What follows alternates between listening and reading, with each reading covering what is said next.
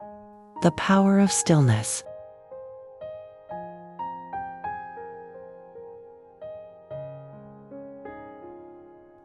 Before we speak of the tranquil state of mind, we must first understand three important terms: awakening Ju, awareness Juxing, and true nature Zixing. Awakening is a primordial perception arising from deep within. It does not come through the mind's thinking, nor through the body's senses. It is like a silent response that simply exists in stillness. Awareness is the dynamic expression of this awakening. It is the flowing light of awakening, the ripples of perception.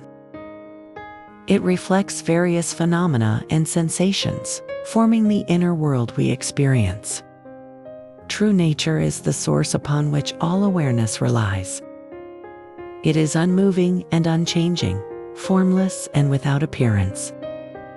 Yet through awareness, it manifests a field of life filled with infinite variations.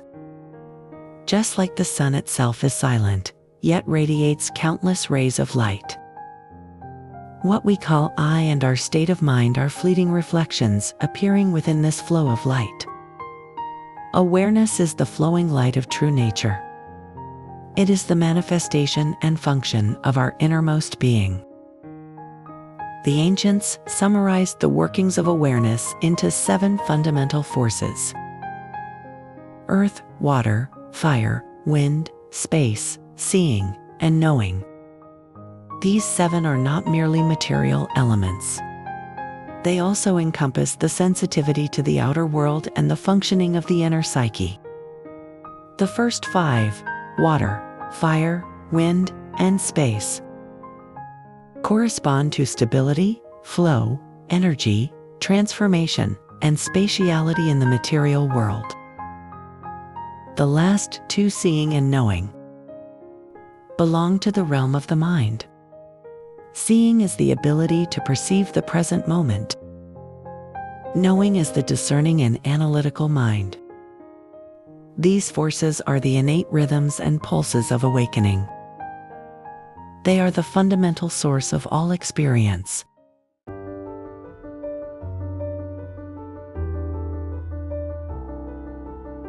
When awareness begins to function, it gives rise to an inner transformation that we call perception. Perception may arise from bodily reactions or from emotional fluctuations. They resemble ripples on the surface of water, sometimes gentle, sometimes surging. Each ripple brings with it a message and also an influence. As these perceptions settle and accumulate, they gradually form a comprehensive state of mind.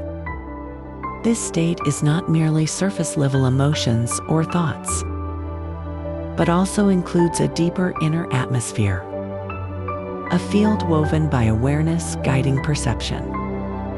Like a symphony where light and sound intermingle, quietly shaping our very state of being in this moment.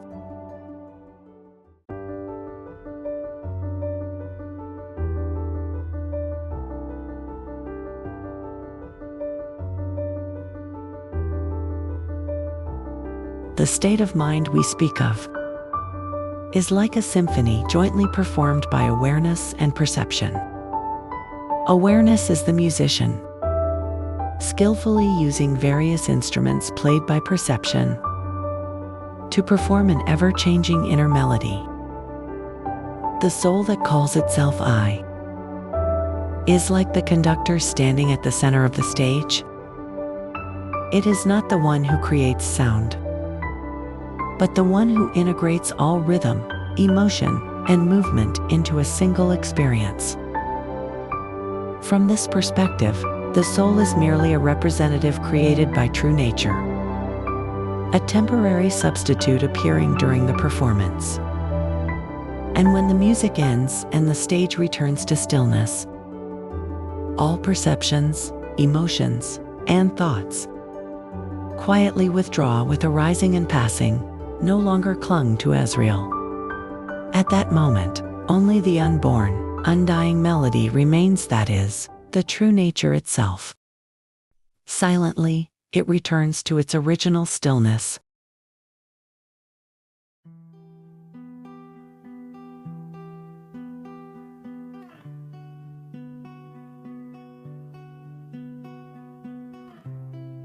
The state of mind we experience in daily life has already undergone countless layers of amplification, accumulation, and blending. It arises not only from our internal perceptions, but is constantly influenced by external environments, others' emotions, and even collective atmospheres. Thus, it becomes a complex and entangled psychological phenomenon. Like a concert that was originally pure, disturbed by noises from the outside world, unconsciously accepting those disturbances as part of the melody. What we need to learn is not to modify anything inside us, but to adjust the way we receive and interpret external information, because that stillness has never truly left. It has always been there. But we have grown used to the noise that covers it, and thus we overlook it. When awareness learns to adjust its sensitivity and returns to the symphony of the still heart, in that moment of inner-outer alignment, light quietly emerges. This alignment is the true function of meditative observation. When the senses of body and mind no longer chase, and thoughts no longer rush, the noise naturally fades away. The clarity of true nature, through awareness, reveals its dawn within this stillness.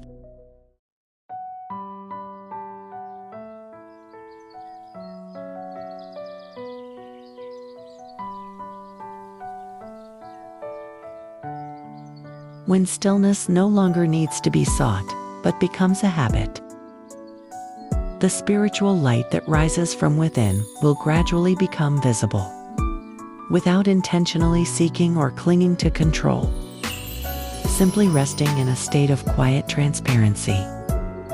That stillness becomes a real and tangible experience. Not illusory, not distant. The spiritual light is not some mystical experience, but in moments of silence, it naturally reveals itself as pure and luminous awareness, gently noticed by you. From then on, when you rest in such a state of mind, all fluctuations and waves of thought and emotion are seen as reflections of light on still water, clearly visible, yet undisturbing and peaceful.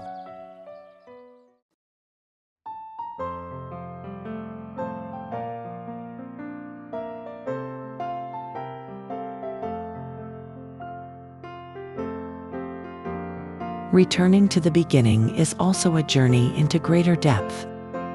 What we've been discussing all along is not some fixed method, nor is it a destination to reach, but a stillness that has always been within, something that can be cultivated and sensed, no matter what method you use or what techniques you practice.